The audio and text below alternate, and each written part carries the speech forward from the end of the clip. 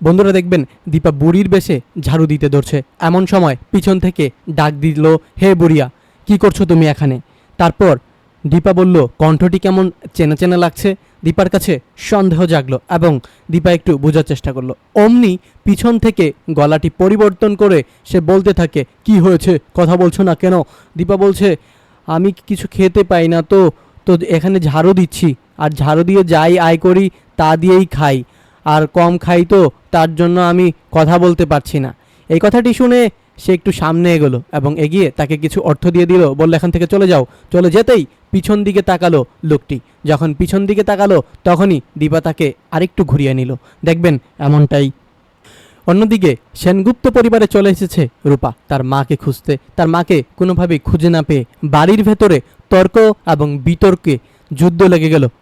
তারা তাদের নিজেদের ভেতরেই তর্ক করতে থাকে এবং বলতে থাকে, মা এবং সূর্য কেউ নেই এই বাড়িতে।